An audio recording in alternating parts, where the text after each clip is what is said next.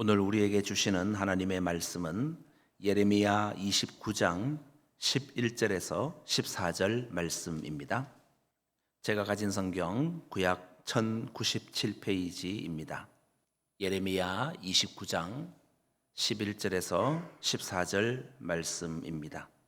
여호와의 말씀이니라. 너희를 향한 나의 생각을 내가 아나니 평안이요 재앙이 아니니라. 너희에게 미래와 희망을 주는 것이니라. 너희가 내게 부르짖으며 내게 와서 기도하면 내가 너희들의 기도를 들을 것이요 너희가 온 마음으로 나를 구하면 나를 찾을 것이요 나를 만나리라. 이것은 여호와의 말씀이니라. 나는 너희들을 만날 것이며 너희를 포로된 중에서 다시 돌아오게 하되 내가 쫓아 보내었던 나라들과 모든 곳에서 모아 사로잡혀 떠났던 그곳으로 돌아오게 하리라. 이것은 여호와의 말씀이니라. 아멘. 할렐루야. 우리 오신 분들 앞뒤 좌우로 보시고 반갑게 인사 나누겠습니다. 잘 오셨습니다. 은혜 받으세요. 오늘 본문의 말씀은 기도에 대한 말씀입니다.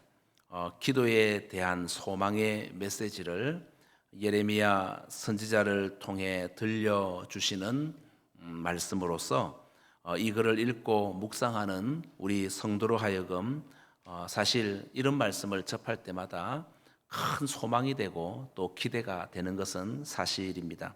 하지만 말씀으로 들어가서 볼 때 현실을 직시해 보자는 거죠. 솔직한 감정으로 이 하나님의 예레미야를 통하여 주신 이 말씀은 앞뒤가 맞지 않는 것을 알 수가 있습니다. 지금 예레미야가 이 말씀을 듣는 때와 형편은 사실 그 어떤 소망도 품을 수가 없는 때이기 때문입니다. 어린아이가 길을 가다가 넘어져서 다리를 다쳤습니다. 누가 봐도 무릎이 까지고 피가 납니다. 그런데 부모가 괜찮아, 너 넘어진 거 아니야, 하나도 안 아파, 그렇게 말한다면 여러분 분위기가 어떨까요? 학교에서 치른 기말고사 시험 완전히 망쳤습니다. 누가 보더라도 망쳤습니다. 그런데 옆에 친구가 괜찮아, 너 망친 거 아니야, 1등 할 거야 라고 엉뚱한 이야기를 한다면 여러분 분위기가 어떨까요? 집에 도둑이 들어서 현금과 폐물을 많이 잃었는데 경찰이 와서는 한다는 말이 괜찮습니다, 도둑이 들어서 없어진 게 아니라 당신 서랍장을 깨끗이 정리한 겁니다 라고 이야기를 한다면 여러분 분위기가 어떨까요? 분명히 이해하기 어려울 것입니다. 이건 상식으로도 세상 이치로도 맞지 않는 말이기 때문입니다. 내가 아무리 양보해도 이해되지 않는 말이기 때문입니다. 하지만 여러분, 세상살은 그렇다 하더라도 하나님 앞에서의 우리는 어떠할까요? 우리의 생각이나 판단을 앞세우기 전에 우리의 삶을 온전히 주장하시는 분, 우리의 앉고 일어섬을 알고 인도하시는 분인 여호와 하나님의 우리를 향한 생각이 무엇인가를 먼저 알아야 합니다. 수십 년 교회 생활을 하면서 내가 꽤 오랫동안 교회에 많이 출석하고 예배드리고 하나님을 알아왔다, 그래서 나 웬만하면 다 안다 라면서 자기 경험에 너무나도 자신하여 들리는 두 귀는 닫아버리고 내 생각만을 앞세우며 주장할 것이 아니라 우리를 향한 여호와 하나님의 생각을 돌아보고 깨닫는다는 것, 이것은 너무나도 중요한 것이 됩니다. 우리가 부모를 잘 섬기고 제대로 효도하려면 내 생각보다 먼저 부모의 마음과 생각을 알아야 하겠죠. 아무리 잘 섬기려 해도 부모의 마음과 그 부모의 생각을 전혀 모른 채 우리가 달려든다면 오히려 그분께 상처와 부담을 안겨다 줄 수도 있습니다. 이와 동일하게 우리가 하나님 앞에서 신앙생활을 잘 하려면 나를 향한 하나님의 마음과 생각을 먼저 아는 일, 이것이 너무나도 중요합니다. 오늘 본문 말씀이죠. 예레미야 29장 11절을 보시면은 여호와의 말씀이니라. 너희를 향한 나의 생각을 아나니 평안이요 재앙이 아니니라. 너희에게 미래와 희망을 주는 것이니라. 우리 생각에 포로입니다. 우리 생각에 소망이 없습니다. 우리 생각에 더 이상 어떠한 희망을 붙잡을 만한 것이 보이지를 않습니다. 그런데 그러한 우리를 향한 하나님의 생각은 다르다고 말씀을 하고 있습니다. 그러므로 우리가 이 본문에서 가장 먼저 살필 것은 우리 성도를 향한 하나님의 생각이 무엇인지를 봐야 하는 겁니다. 재앙이 아니라 평안이라고 말씀을 합니다. 우리에게 미래와 희망을 주는 것이라고 말씀하고 있습니다. 꼭 기억하십시오. 우리를 향한 하나님의 생각은 재앙이나 불행이나 이로 인한 괴로움이나 두려움이 아닙니다. 우리를 향한 하나님의 생각은 평안입니다. 이 평안은 세상이 줄 수 없는 평안이고, 이 평안은 모든 지각에 뛰어난 하나님 아버지의 평강이며, 이 평안은 하늘로부터 임하는 충만한 평안입니다. 지금 당장 이스라엘 백성들에게 필요한 것은 물질이나 권세가 아니라 진정한 평안이라 할 수 있습니다. 아시는 분은 잘 아시겠습니다만은요, 이 방대한 편지는 대적 바벨론의 포로가 된 이스라엘 백성들에게 예레미야 선지자가 보낸 편지 중의 일부입니다. 현실로 본다면 지금 그들은 포로 생활을 하고 있습니다. 그들의 신분이 포로인 것입니다. 성도 여러분, 포로된 자들이 자유를 누리면 얼마나 누리겠습니까? 포로된 그들이 생활을 해나갈 때 행복하다면 얼마나 행복하겠습니까? 그들에게 충분한 기쁨이나 여유, 행복이 있겠습니까? 매일 얼마나 고통스럽고 괴로우며 소망 없는 삶의 연속이겠습니까? 이러한 암담한 현실 속에서 하루하루를 고되게 살아가는 그들에게 지금 그들은 하나님의 징계를 받고 있는 중입니다. 하지만 암담한 현실 속에 살아가지만 하나님의 징계 가운데 그들이 있지만, 그럼에도 하나님은 그들이 하나님 품 안에서 평안을 누리기를 원하셨습니다. 또 우리를 향한 하나님의 생각은 미래와 희망이다 라고 말씀을 합니다. 여기서 말하는 희망이란 무엇인가? 여기서 희망은 다른 것이 아닙니다. 물론 아직 내 눈앞에 온 것은 아닙니다. 이루어진 것은 아닙니다. 하지만 신실하신 하나님이 우리에게 약속하셨기 때문에 그 약속대로 이루어질 것을 확실하게 믿는 그 믿음이 바로 우리에게 희망이 되는 것입니다. 지금 그들은 포로 생활을 하고 있습니다. 분명히 심각한 고통과 괴로운 날의 연속인 것은 분명합니다. 암담한 현실입니다. 바꿀 만한 여지가 보이지를 않습니다. 포로라는 신분이 달라지지도 않습니다. 그러므로 노동의 시간이 줄어든다거나 노역의 강도가 낮아진 것도 아닙니다. 그들의 신분이 참으로 다른 자국민들 앞에서 비천한 존재로 전락해져 있는 것이 달라지는 것도 아닙니다. 주위 환경이 바뀐 것이라고는 전혀 없습니다. 그들은 여전히 포로 생활을 하고 있습니다. 그렇지만 하나님은 그들이 미래에 대한 진정한 소망을 갖기를 원하셨습니다. 현실로는 믿기지 않지만 머지않아 하나님의 임재가 충만한 영광스러운 그 성전이 있었던 우리 고향 예루살렘으로 우리는 돌아갈 것이다. 억눌린 포로의 생활을 청산하고 우리는 예루살렘으로 돌아가서 무너진 그 성벽을 다시 우리는 세울 것이다. 우리의 신앙의 기초를 바로 세울 것이다 라는 소망 말입니다. 오늘날 우리가 우리의 삶을 돌이켜보면 참으로 고통스러운 날도 많고, 그래서 어떻게 보면 암담한 현실이라고 합니다.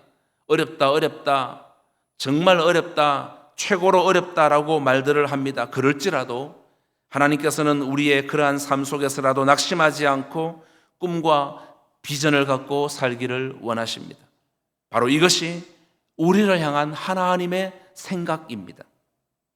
하나님이 허락하신 꿈을 가지는 것, 그것이 곧 장래에 대한 소망이며 미래와 희망인데, 이러한 희망을 가진 자는 꿈을 꾸기에 결코 낙심하지 않습니다. 하나님이 주신 꿈을 굳게 붙잡고 있기에 중간에 불청객처럼 찾아오는 그 어떤 유혹이라도 충분히 비켜가고 이겨낼 수 있습니다. 세상에서 주는 꿈은 다 헛되고 실현되지 않을 일장춘몽과도 같은 것이 대부분이겠지만, 하나님이 주시는 꿈은 분명히 다릅니다. 이 꿈은 성도인 우리로 하여금 인내하게 합니다. 혹시라도 견디지 못하여 쓰러진다 할지라도 다시 일어날 힘을 얻습니다. 지금 당장 어떤 한두 가지 일로 인하여 쉽게 원망하거나 낙심하는 그러한 삶의 우를 범하지 않습니다. 그러므로 하나님은 오늘 우리가 꿈꾸는 자가 되기를 원하십니다. 사랑하는 성도 여러분, 낙심과 염려가 있다면 다 동에서 서가 먼 것 같이 던져버리시고 주님 앞에서 꿈꾸는 자가 되시기를 주님의 이름으로 소원합니다. 우리를 향한 하나님의 생각은 미래와 희망이기 때문에 하나님은 우리 한 사람 한 사람 바라볼 때마다 온통 어떻게 하면 내 사랑하는 아들이, 어떻게 하면 내 사랑하는 딸이 참된 평안을 누리며 이 땅 가운데 삶을 살아갈 수 있을까를 생각합니다. 이것이 우리를 바라보시는 하나님의 관심이고 하나님의 생각입니다. 오늘 본문을 여러분 유의해서 살펴보십시오. 그러면 반복되는 문장이 있는 것을 발견하시게 될 겁니다. 그것은 곧 여호와의 말씀이니라 라는 내용입니다. 오늘 본문 앞에 있는 예레미야 29장 10절 말씀을 보시면 여호와께서 이같이 말씀하시니라고 하고 있고, 오늘 본문으로 넘어와서 29장 11절에 보면 여호와의 말씀이니라, 그리고 14절에 가서도 이것은 여호와의 말씀이니라 이렇게 시작하고서 이것은 여호와의 말씀이니라 이렇게 마치고 있습니다. 계속 반복되고 있습니다. 지금 예레미야 선지자는 말씀하시는 하나님을 반복하면서 우리에게 가르치고 있습니다. 그렇습니다. 여러분, 하나님은 침묵하시는 분이 아니십니다. 외면하시는 분도 아니십니다. 숨는 분도 역시 아니십니다. 우리 하나님은 말씀하시는 하나님이십니다. 그래서 오늘도 우리 각자에게 하나님은 말씀하고 있습니다. 66권의 신구약 성경을 통해서 말씀하십니다. 주의 종의 입술로 강단에서 선포되는 말씀을 통하여 말씀하십니다. 때로는 주의 믿음의 선후배들의 입술로 전달되어지는 것으로 우리에게 말씀하시고 감동을 주십니다. 우리 하나님은 여러 환경으로 우리에게 이렇게 저렇게 말씀을 하십니다. 그래서 소아시아 교회를 향해 귀 있는 자들은 교회들이 성령이 교회들에게 하시는 말씀을 들을지어다라고 말씀하신 까닭이기도 합니다. 자, 그런데 우리가 두 번째로 살펴볼 것이 있는데, 우리 하나님은 이렇게 말씀하시는 하나님일 뿐 아니라 한 걸음 더 나아가서 들으시는 하나님이시다라고 소개하고 있습니다. 오늘 본문 말씀인데요, 예레미야 29장 12절의 말씀을 보면 너희가 내게 부르짖으며 내게 와서 기도하면 내가 너희들의 기도를 뭐 한다고요? 들을 것이요.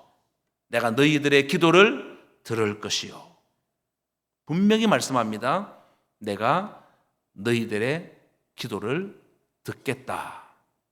말씀하시는 하나님으로 그치는 것이 아니라 우리의 모든 소리를 들으시는 하나님으로 이야기하고 있습니다. 우리 하나님은 말씀하시는 분만으로 그치는 분이 아닙니다. 들으시는 분이십니다. 여러분, 온전한 교제는 결코 일방적일 수가 없습니다. 서로 주고받아야 진짜 교제가 되는 것입니다. 그런 차원에서 이 기도라는 것이 완전한 교제의 장이 되려면 하나님께서 말씀하시는 것을 우리는 듣고 우리가 아뢰는 것을 하나님은 들으시는 이 순환적인 관계가 계속 이어지는 것이라고 할 수가 있습니다. 만일 하나님이 우리에게 말씀만 하시고 우리의 소리에 귀를 기울이지 않는다면, 여러분, 그렇다면 그것을 온전한 교제라고 할 수 있을까요? 마찬가지입니다. 우리도 하나님 앞에 아랠 것들만 잔뜩 아뢰놓고 하나님의 음성에 귀를 기울이지 않는다면 과연 그 관계를 온전한 교제의 관계라고 이야기할 수 있을까요? 여러분, 세상 사람들과 만났을 때도 한 번은 내가 밥 사면 한 번은 저쪽이 밥 사야 마음이 편하죠. 내가 계속 밥 사면 저 사람을 계속 친구로 둬야 될까 고민할 때가 있을 것입니다.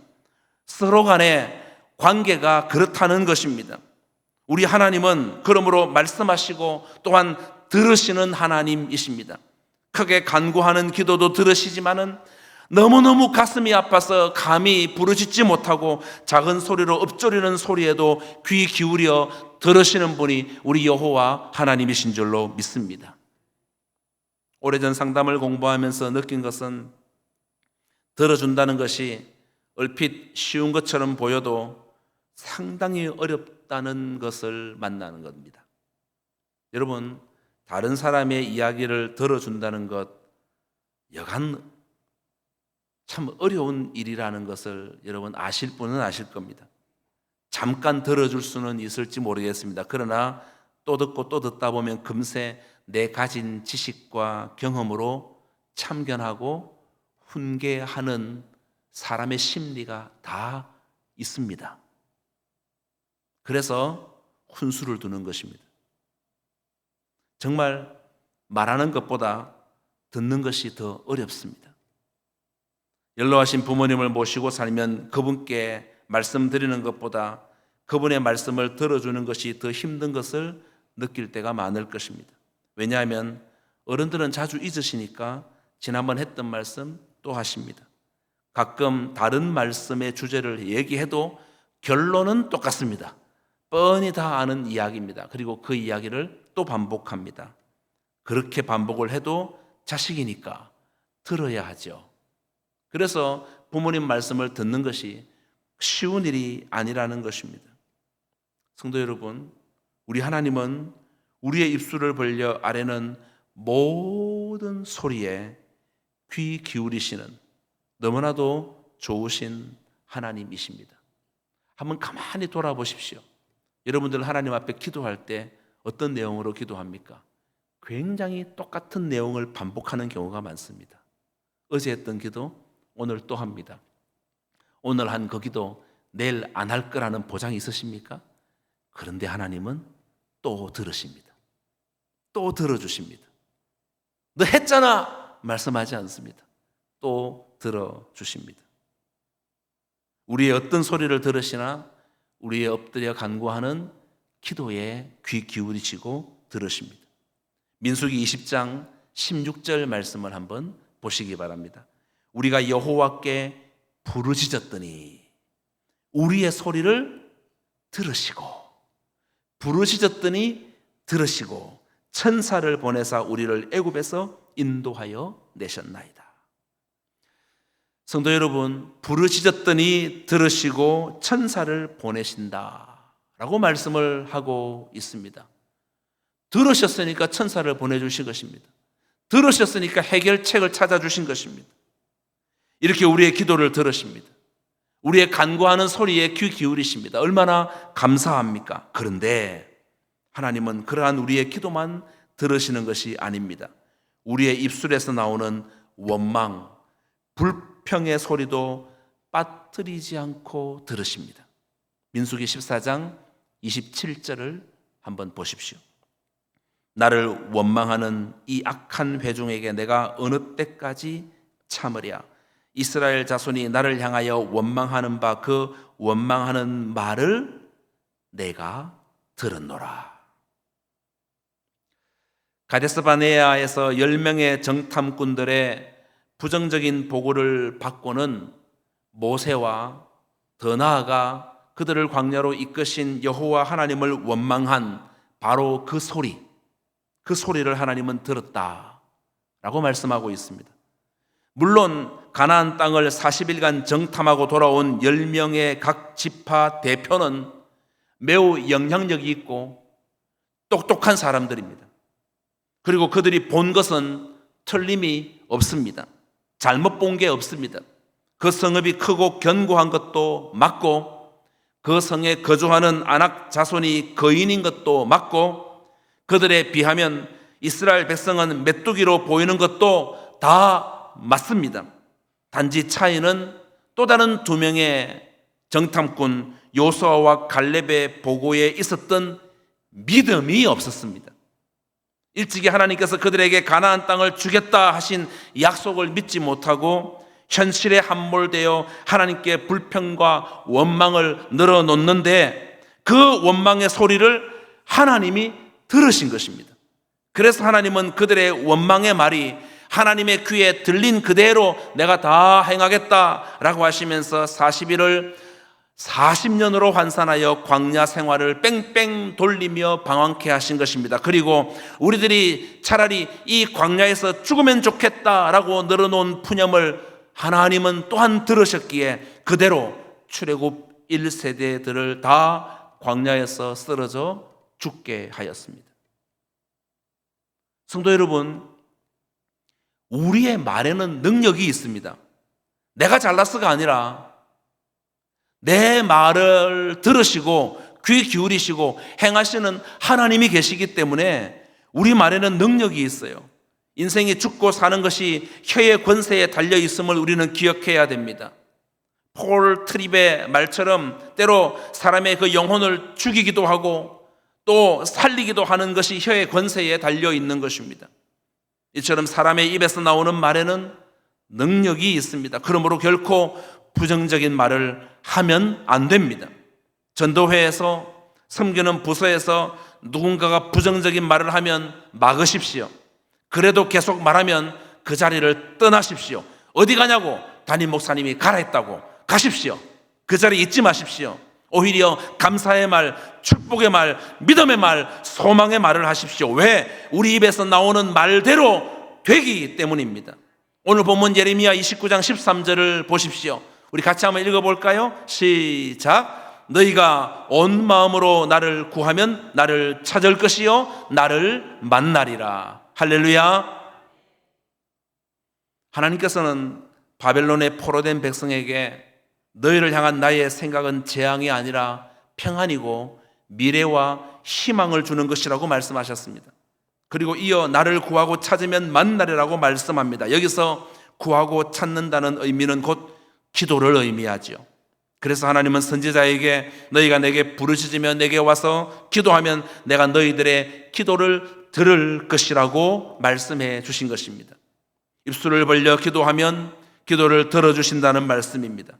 우리는 여기서 중요한 사실을 발견하게 됩니다. 하나님께서 바벨론의 포로된 백성에게 말씀하셨습니다. 너희를 향한 나의 생각은 재앙이 아니고 평안이다. 미래와 희망이다. 이것은 하나님의 생각입니다. 우리 생각이 아닙니다. 우리 생각으로 볼 때는 도저히 있을 수 없는 일이고 우리 생각으로 볼 때는 도저히 합리적이지 않은 말입니다. 그런데 하나님의 생각입니다. 또한 동시에 이것은 하나님의 우리를 향한 약속입니다. 결국 모든 것은 하나님의 약속입니다. 그렇다면 약속이니 반드시 우리 삶에 그대로 이루어질 것은 분명하지 않습니까? 하나님께서 당신의 약속을 지키지 않을 리는 없기 때문입니다.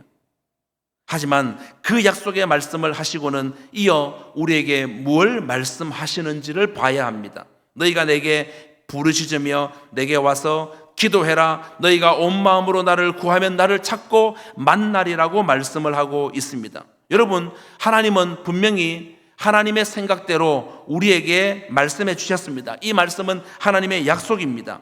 평안을 주겠다고, 미래와 희망을 주겠다고 약속을 해 주셨습니다. 그러면 그냥 약속하신 그대로 주면 되는 것 아닙니까?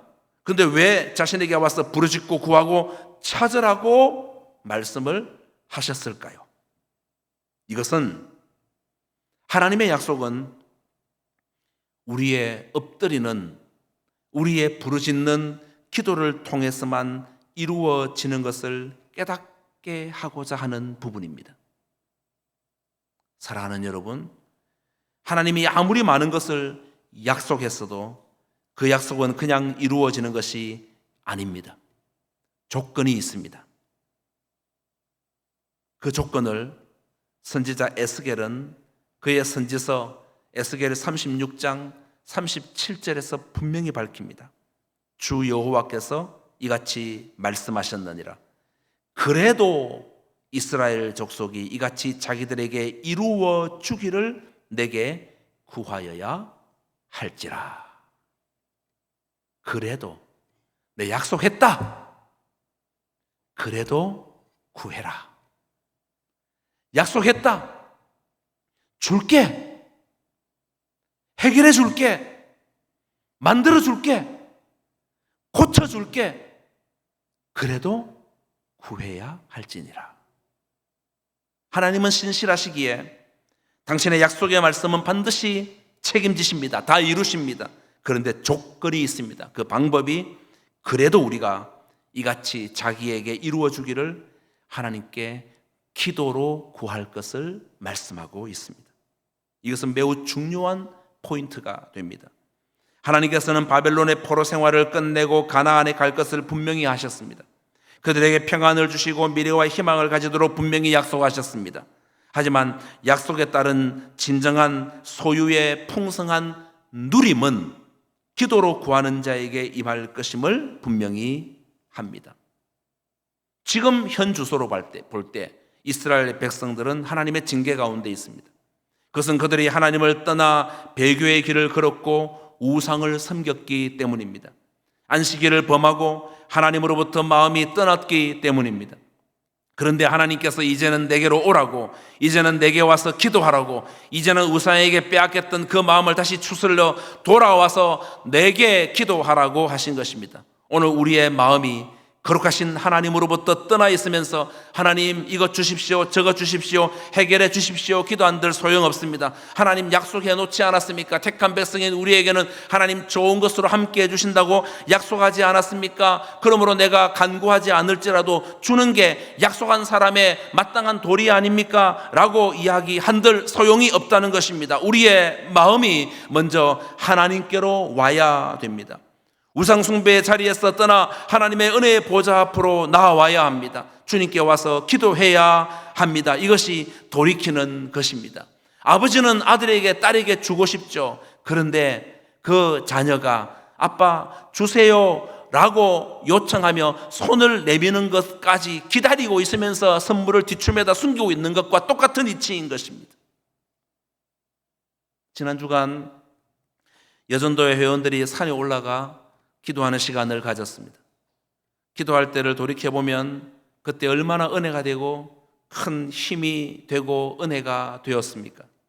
간구한 것이 바로 응답될 것 같고 기도를 들으시는 주님이 너무 감사해서 세상 천지 다 이루어진 것 같은 참 행복한 사흘이었을 것입니다. 그런데 산상기도 마치고 내려와서 3, 4일이 지난 지금은 여러분 어떠십니까? 여전히 기도의 응답으로 매일매일 매시간 기쁨과 감사가 넘쳐나시는지요? 성령으로 충만하여 그냥 막 견디다 못해 내게서 막 터져 나오는 것이 하나님의 영으로 가득 차 있는지요? 그게 아니라면 다시 금세 예전으로 돌아가는 그러한 모습을 여러분 스스로에게 비춰주고 있지 않으신지?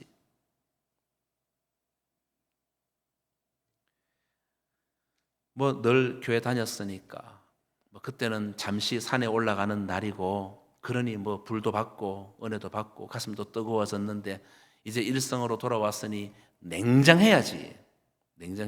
그리고 습관적으로 주일에 교회에 올라온 것은 아닌지 아무런 열정도 없는 그냥 뜨겁지도 않고 차갑지도 않고 밍밍한 그러한 삶으로 돌아와 버리지는 않았는지 모르겠습니다. 만약에 그렇다면 우리는 다시 하나님 앞에 내가 어떻게 서야 하는지를 살펴야 할 것입니다. 찾고 만나리라는 약속의 말씀 이전에 구하면 이라는 하나님 앞에서의 우리의 돌이키는 자세가 먼저임을 기억해야 합니다. 나는 돌이키지 않고 나는 달라지지 않고 무조건 하나님이 약속하셨으니 다 이루어 달라고 말하는 것은 마치 억지 때를 쓰는 것과 같은 것입니다. 나는 돌이키지 않고서 왜 하나님은 응답이 없냐고 원망하는 것도 사실 말이 되지 않는 경우입니다. 사랑하는 여러분, 우리 하나님은 신실하신 분입니다. 하나님은 예레미야 선지자를 통해 분명히 말씀합니다. 오늘 본문 예레미야 29장 13절을 다시 한번 보세요. 너희가 온 마음으로 나를 구하면 나를 찾을 것이요 나를 만나리라. 그러므로 하나님의 응답이 임할 때까지 내가 먼저 온전히 아버지께 돌이키는 삶을 살았는지 그렇게 살고 있는지를 잘 살피고 그리고는 응답이 임할 때까지 기도를 쉬지 않는 인내와 열정이 있어야 할 것입니다. 나아만 장군이 요단강에서 한두 번만 씻고서 자기 몸에 변화가 없다고 해서 불평하며 그 물에서 나오고 그만두었다면 그는 평생 나병 환자로 살다가 죽었을 것입니다.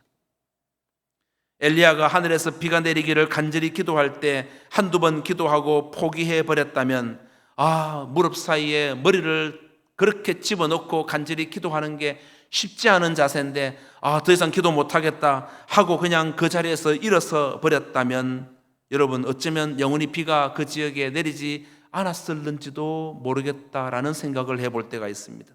손바닥만한 구름이 나타날 때까지 그는 끝까지 기도하잖아요. 그래서 이루어지는 것입니다.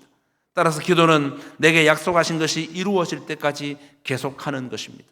그래서 우리의 기도에는 응답받지 못한 것이 없어야 합니다. 오늘 우리를 향한 하나님의 생각은 무엇입니까? 우리를 향한 하나님의 생각은 평안이요 미래와 희망을 주는 것입니다. 그러므로 우리는 이 평안을 누려야 합니다. 하나님이 허락하신 미래와 희망을 품어야 합니다. 주 예수의 은혜가 충만하게 내려지기를 기도해야 합니다. 주의 성령이 늘 함께 계시기를 간절히 구해야 합니다. 이 주님이 우리의 모든 삶에 힘이 되고 만족이 되기 때문입니다. 그러므로 돌이켜 그 주님을 구하시기를 바랍니다. 반드시 인생 가운데 찾고 만나는 충만한 그 은혜를 누리게 될 줄로 믿습니다. 저와 여러분의 신앙생활에 항상 이러한 돌이킴 이후에 있는 기도의 응답의 은혜를 경험하는 존귀한 주의 성도님들 다 되시기를 예수님의 이름으로 축원합니다. 기도하겠습니다. 하나님 아버지, 은혜와 사랑을 감사합니다. 구하면 찾으리라, 구하면 만나리라 약속하신 하나님의 약속의 말씀 붙잡고 우리가 먼저 돌이켜 아버지 앞에 구하게 하시고 모든 간구하는 소리 외에 불평과 원망은 떠나보낼 수 있도록 은혜 더하여 주시옵소서. 그래서 반드시 만나고 찾는 놀라운 은혜의 역사를 삶 가운데 경험하며 살아갈 수 있는 사랑하는 우리 모든 성도님들 다 될 수 있도록 은혜 더하여 주시옵소서. 예수님의 이름으로 기도하옵나이다. 아멘.